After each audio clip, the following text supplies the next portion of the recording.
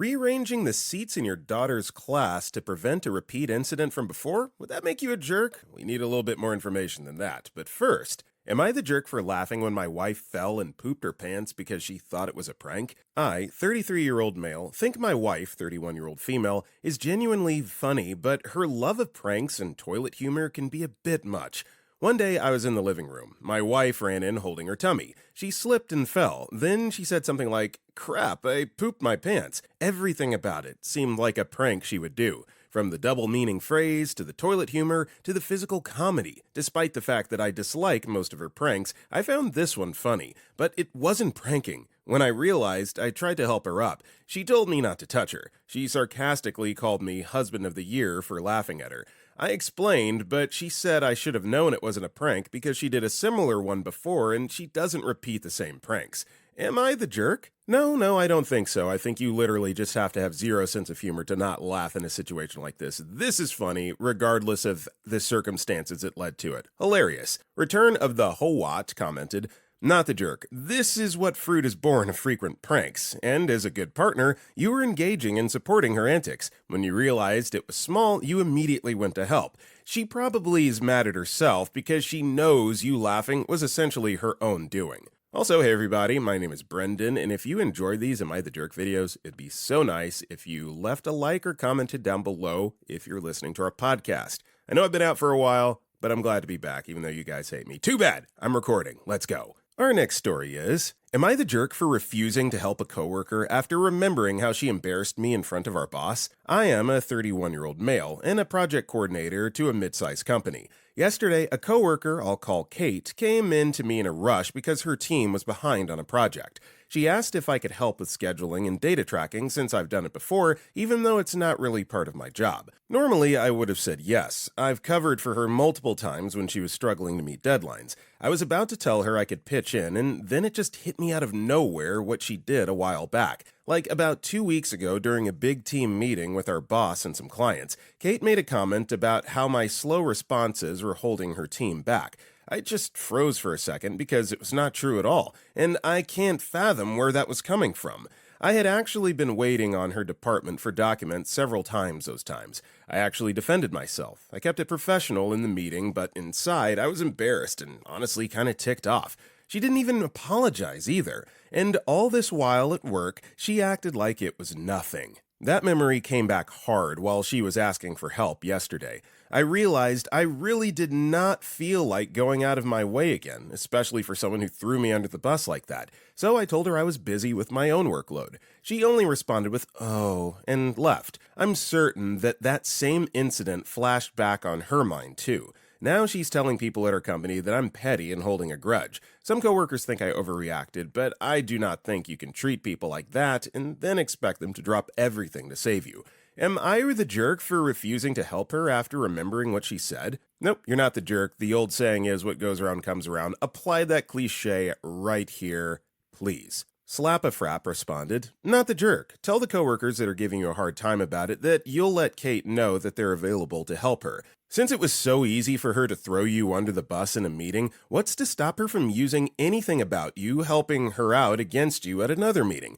For instance, you help her out, the work is right, but it wasn't done the way she wanted it, and she says in the next meeting, 'I would have been on time if it wasn't for OP's negligence and quality.' She needs to manage her team and her time better." And OP replied to this, "Yeah, that's exactly what I thought about too. Once someone has shown they're willing to put you in a bad light in front of others, it's hard to trust that it will not happen again." Our next story is, am I the jerk for telling my youngest daughter she may not post a video of me having a hot flash? My youngest daughter, 19-year-old female, lives at home. I, 51-year-old female, was having a hot flash and I knew my daughter was filming me. My tank top stayed on, so nothing inappropriate was filmed. Later in the day, my daughter asked me if she can post the video on TikTok. She talked about how a lot of people will get something out of watching it. I told my daughter no, and I stood firm during her begging. She told her father, 53-year-old male, who's my husband, and he asked me to reconsider. He told me the video was hot, pun intended, and not embarrassing at all. I told him no.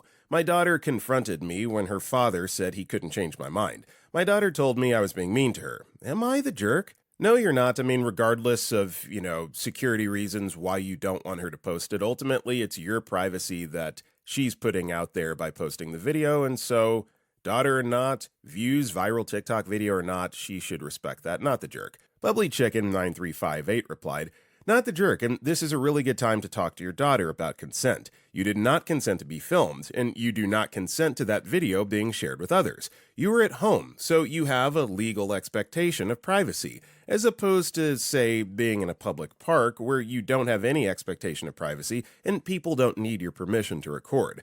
And then have a talk with your husband about how wrong it was for him to try to convince you. No means no, and this campaign to convince you to change your mind is icky. Beaver in the Forest replied, this is so important and a great teaching moment. Just listen to a great podcast episode where a woman was trying to repair family relationships after she published a poem about her mother and her aunt's traumas without their consent. It was super hard for her to accept her role and the consequences of doing it. Our next story is, am I the jerk for including all 3 of my mom's husbands in my child's family tree project? My son, 8-year-old male, had to create a family tree for a school project and I helped him. His grandma, my mom, has been married 3 times, to my dad for 20 years, John for 9 years, and Jerry for 2 years and counting.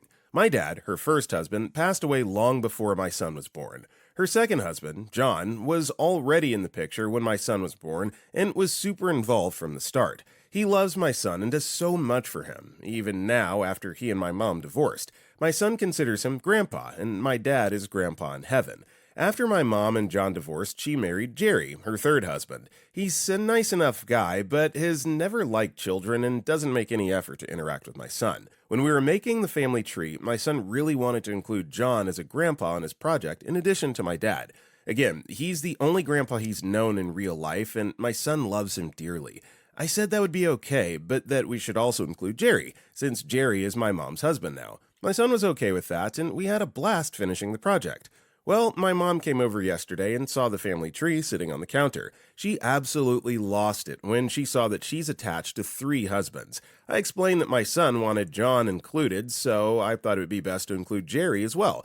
And she started screaming that I should have never done that we're trying to make her look bad, and that she can't believe I've represented her this way. Then she left. I was shocked, and I've tried reaching out to her since, but she's refusing to text or call me back. Am I the jerk? No, you're not. You're helping your child do his child's project. Why is she getting so bent out of shape about this when they're decisions that she made in her life that resulted in like the 3-way connection there on the family tree? I mean, again, it's a kid's project. No one even knows who she is. No one's going to care. Not the jerk, OP. Owls and Cardinals replied, not the jerk. I think your rationale was reasonable. And it's a kid project that isn't being put in an art gallery, so who even cares? Your mom's reaction was over the top. I actually can see her viewpoint, however. She may feel embarrassed at being on her 3rd marriage, or maybe that it has negative connotations and that exposing her marital history to others via a school project was inappropriate. And while the fact is that she's been married 3 times, there's still some societal judgment that goes along with that. Not to mention, she may have internal feelings of failure, and some sadness that Jerry isn't as close with the kids, etc. Point being, those feelings are valid, and her reaction probably stemmed from surprise at seeing them laid out for her on your son's project. That said, I don't think there was much you could have done differently, so I don't think it's everyone sucks here. I wish she could see the positive here, which is that your son has many loving family members and people in his life who care for him, even if a few of those have been introduced through her marriages. Our next story is, am I the jerk for getting my colleague in trouble for calling me his work wife? Some time ago, I, 29-year-old female, was assigned by my European-based employer to work on a project at our U.S. location. Part of my assignment was training a new hire within my special area of expertise. This new guy is about 10 years older than me and hired for a management position. However, he's in no way my superior, as I take on more of a consulting role with the local team. I noticed straight away that he's very outgoing and sociable, joking around a lot with his colleagues. Quite different than the men I'm used to, as I come from a Northeast European country where the male stereotype can only be described as silent. He immediately took an interest in me and started jokingly flirting and complimenting my looks. This made me uncomfortable since we're both married, and I felt it was very inappropriate. It also made me feel as if he did not respect me professionally when comments like, "You look so cute when you're serious," would interrupt my training sessions with him. The assignment itself was a big deal to me, and I wanted nothing more than to exceed expectations, which is why I was reluctant to bring this up and create drama. I tried ignoring his behavior, but the last straw for me was when he started calling me his work wife openly in the office. I understand that this term is used in a joking manner in U.S. office culture, but we absolutely do not have anything similar in my home country, and if word would get around back home about this, I would have to explain it to my husband why some random man decided to call me his wife. To avoid this, I decided I need to put an end to the casual flirting and jokes from this man. I sat him down one-on-one and told him, in short, that he has to stop calling me his work wife. He seemed like he understood, but I was maybe being too nice or vague in my approach towards him because he acted no different the following days. This made me feel frustrated as I felt I now have to either go to my, and his, boss and risk this reflecting badly on my assignment or risk conflict in my marriage. I ultimately decided that my marriage is more important than my job and told my boss about my issue. Luckily, my boss took me seriously and told me that he would handle it and to stop worrying about it. I'm not sure what went down after this, but the flirting and the compliments from my colleague abruptly stopped. I was relieved, but I also felt that my colleague acted very cold towards me after this all happened. I still successfully finished my training sessions with him in the assignment and relocated back home. Now, in retrospect, I'm wondering if I overreacted due to the cultural differences between the US and my home country. Maybe what my colleague was doing was just normal social interaction, and I acted like a complete jerk getting him into trouble with our boss for mere joking? OP, not the jerk here, regardless of what his intentions were, even if he was just having fun and making a joke of it, you asked him to stop and he didn't change his behavior, so that alone is crossing any sort of boundary that you set. He's the jerk, not you. Don't feel bad about it. Not that one replied, congratulations on both completing your assignment successfully and shutting down a creep who thought he could get away with sexually harassing you. You're a hero, not the jerk. Our next story is, am I the jerk for calling out my cousin when she tried to blame her body odor on me? I'm an 18-year-old female from Ontario, Canada, and my cousin, 19-year-old female, is from Florida, USA. I'm staying with her family in Florida.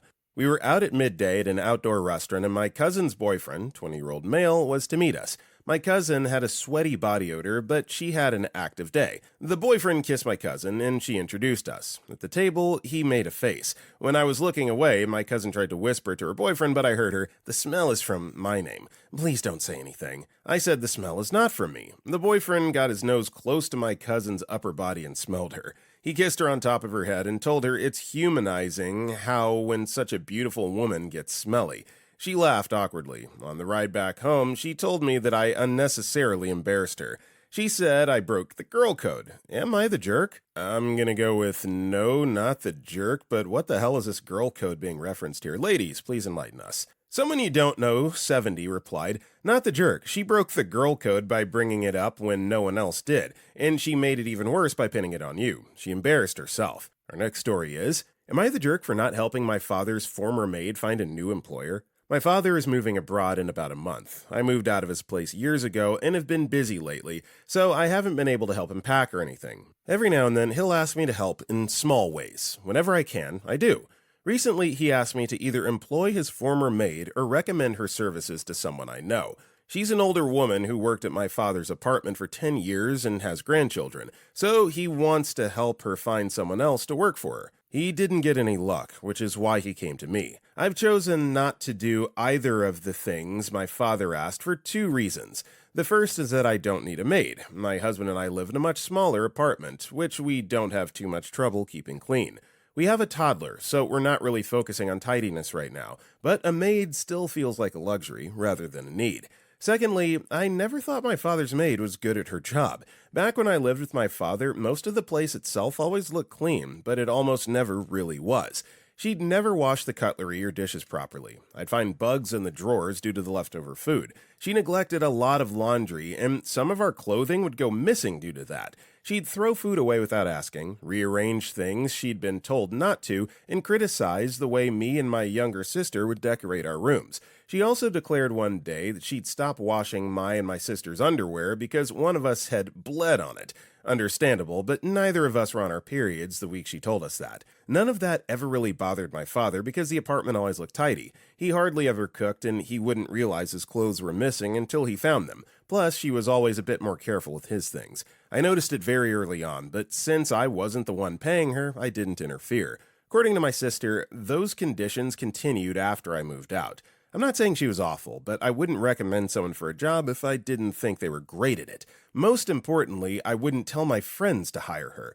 I told my father I couldn't recommend her to anyone because of all the above. He said I was being petty and cruel, and that since she helped our family for 10 years, this is the least I can do to pay her back. My husband's on my side, but I do understand how this could be seen as cruel. My father is still upset. Am I the jerk? No, you don't owe her anything, and if she sucks or if she's mid at her job, if anything, you owe it to potential future clients to disclose that, so no, not the jerk. Royally Okie commented, not the jerk, you don't need to pay her back. She was paid for her work. If your father is so concerned, he can keep trying or even keep paying her. The bottom line is that none of this is any of your responsibility. OP replied to this, I think a lot of his concern comes from the fact she's an older woman with grandchildren, and asking around his own friend circle was fruitless. Our next story is, am I the jerk being mad at my parents for filling a missing persons report after I was gone for an hour? I'm a 22-year-old female, and my neighbor, who my family has been on friendly terms with, asked me if I wanted to go for a short ride on his motorcycle. I said sure because I'd never ridden one. Admittedly, I'd assumed this would be like 10 minutes tops, so I didn't take my phone with me, but he asked me if I wanted to drive to a nearby park. I didn't realize how far said park was, but it took longer than expected. We called my father when there and told him we were there and that we would head back soon after, looking at the fish in the pond. On the way back, it was beginning to get dark, and a cop pulled us over because my neighbor didn't have the correct taillights. And also some insurance thing? I don't know, I don't drive. At this point, I was kind of ticked at him for not knowing, but he was already beating himself up, so oh well. Point is that we sat there for a bit, and that ate into the hour I was gone. After he got a ticket, we went down the street a block before the same cop pulled us over to say they had a missing persons report filed for me and that we had to wait for 2 more cops to get there. Now, some more context is, I'm white and my neighbor is a black man, so the cops definitely were asking me crap like, did he do anything to you? Did you go willingly? And I was just like, yeah, bro, that's my friend. We went out for an hour. I'm an adult. And one of the cops laughed when I told him that because my parents made it sound like I was a minor who got kidnapped. Anyway, I was extremely embarrassed and felt really bad for my neighbor because he shouldn't have been in that scary situation with 3 police officers surrounding him as a black man just because he wanted to do something nice. Not the jerk. Parents, while well-meaning, definitely an overreaction on their part, but no, all gravy train. UK Tim 24530 replied, I know someone who's 22 years old who moved out of her parents' house to her grandparents' to preserve her sanity. I think you should seriously consider such a move. Oh, not the jerk, by the way. And OP replied to this, man, I wish I could do something like that. Unfortunately, I don't really know my extended family that well, and my sister says absolutely not to ever living with me since I'm so lazy. I don't really have any friends to room with either. Thought about those Facebook Marketplace or Craigslist roommates, but I don't know about living with a total stranger because I've heard some horror stories of people getting financially screwed when people don't pay up. Our next story is, am I the jerk for demanding my kids back immediately after my parents left them with strangers at a campground without telling me? My parents were watching my kids, 6-year-old male and 7-year-old female, for a few days, Sunday till Wednesday, while my partner and I were working. They were staying with my parents at a camping ground in another city, 120 kilometers away, so about 75 miles. On Monday, my dad, kid's grandpa, had a sudden medical emergency and had to be taken to the hospital. During that time, my mom, kid's grandma, left our kids in the care of their camping friends, let's call them M&S, for about an hour. We learned about the medical situation on Tuesday afternoon. While we receive a lot of pictures of the kids on Tuesday morning, my mom assured us everything was going to be fine, and never mentioned the hospitalization. Here's the problem. We don't know M&S, and my parents never told us this happened. We only found out over 24 hours later, when I started asking specific questions about who was watching the kids during the hospital trip. When I confronted them, they said it was a force majeure situation, and assumed we'd understand. I told them I would have understood if they told us at the time, but finding out afterwards meant that if there had been an emergency, we wouldn't even know who had our kids. When asked how long our kids were in M&S's care, they kept downplaying it, first saying about an hour. Later, only 5 minutes at the hospital. When I told I wanted the kids back immediately, the emotional pressure started. Don't do this to your kids. They'll be so sad, and you'll ruin their fun. I told them to stop the emotional blackmail and that we wanted the kids back. They refused at first, saying they'd bring them back the next day as planned. I warned that if they didn't return the kids that night, I would contact the authorities. Only then did they agree, and we picked up our kids that evening from the playground. We don't own a vehicle, so we had to take an Uber to the camping ground, which cost us over 300 Canadian dollars. Not a problem. My kids' safety is far more important than $300, but still, it carves a hole in our budget. Now they say I overreacted and hurt the kids by ending the visit early. From my perspective, they violated a major boundary we had already discussed in the past and withheld important information for more than a day. Am I the jerk for insisting on getting my kids back right away instead of letting them stay one more night? No, not the jerk. All bets are off when it comes to the safety of your children. There's no such thing as overreacting. Also, to our listeners, what is force majeure? Force majeure? I don't know how to respond to that part of it, but yeah, just curious. And then we did get an update from OP. Update, just called my dad. He's still in hospital. We're waiting on the test results. He might have surgery to install a pacemaker tomorrow or Saturday. He's doing okay in the circumstances. Update 2.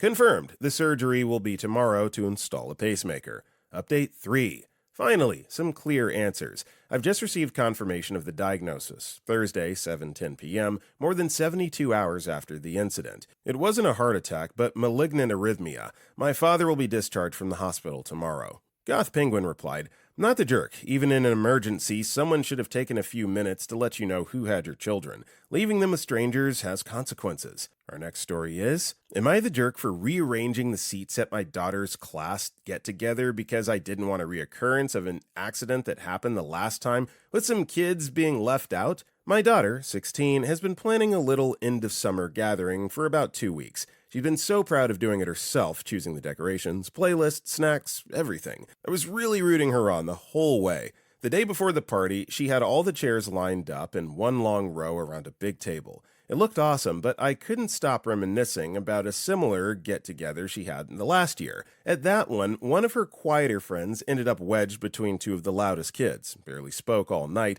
and left early looking miserable. This year, she's invited a new girl who just moved to town, and I instantly pictured her sitting there, smiling politely, while everyone else talked over her. While my daughter was out with friends, I rearranged the seating into smaller clusters to cafe-style tables, a few chairs under the string lights, and some big floor cushions under the trees. My thought was that people could drift around, break into smaller conversations, and no one would get stuck in an awkward spot. When she came home, she stared at the backyard and just said, "Why did you change everything?" I explained my reasoning, but she said I had ruined her vision, and that I always had to make things my way. She wasn't yelling, she just looked disappointed, which honestly hurt more.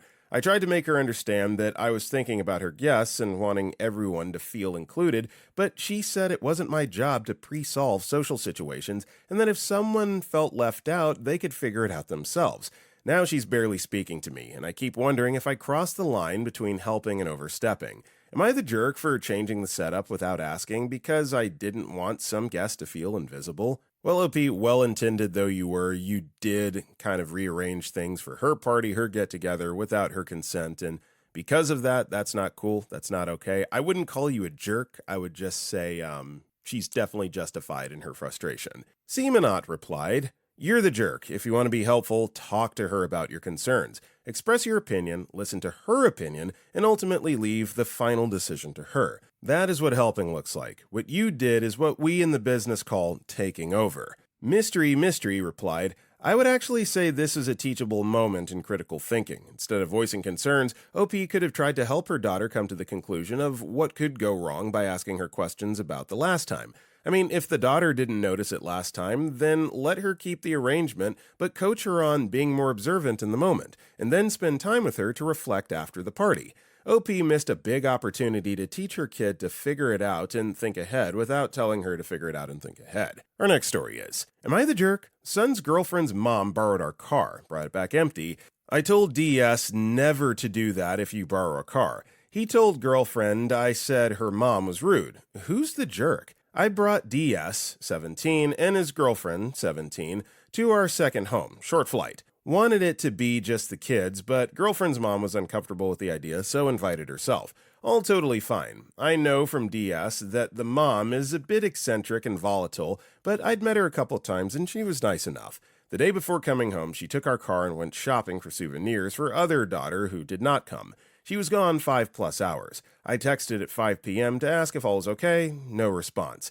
I asked girlfriend if she had any idea where her mom was, and she tracked her, but there was no communication. She didn't reply to me until 90 minutes later, by which time she was back at the house and we were down at the pool. And then, just to say yes, I could tell her how to turn on the hot tub. All kind of odd, but okay. Then I went out to garage to check car. We keep that car at that house. Would not be using it again as we're leaving the next morning. And the tank was on empty with a big red refuel light on the dash. I called DS into my room to tell him this and said something like, if I teach you nothing else in life, at least learn this. When you borrow someone's car, never bring it back empty.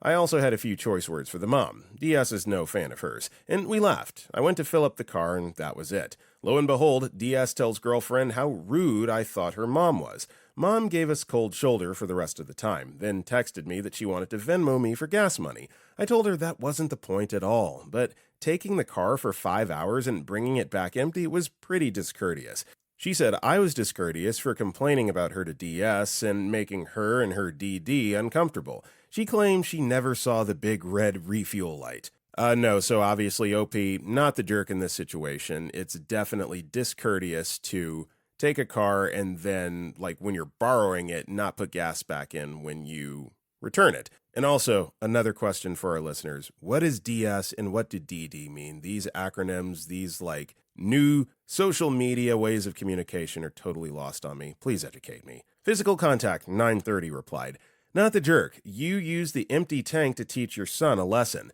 Next lesson is teaching him when and what to share with DGF. Okay, Knowledge 9154 replied, LOL, the first time as a teenager my mom pulled me away to tell me something or vent, etc. She ended it with, this should go without saying, but I'm going to say it anyways. If I pulled you aside to tell you something privately, that means it's not for everyone else's ears. Yep, Mom, message received. Do not tell Grandma she's a jerk for rearranging your cupboards to make things easier for herself during her 2-month stay with us. Okay, everybody, that is all the time we got for today. If you enjoyed the video, don't forget to like, comment down below, and if you want to check out any of our other videos, click the video on the right. I got nothing else for you. I will see you all next time.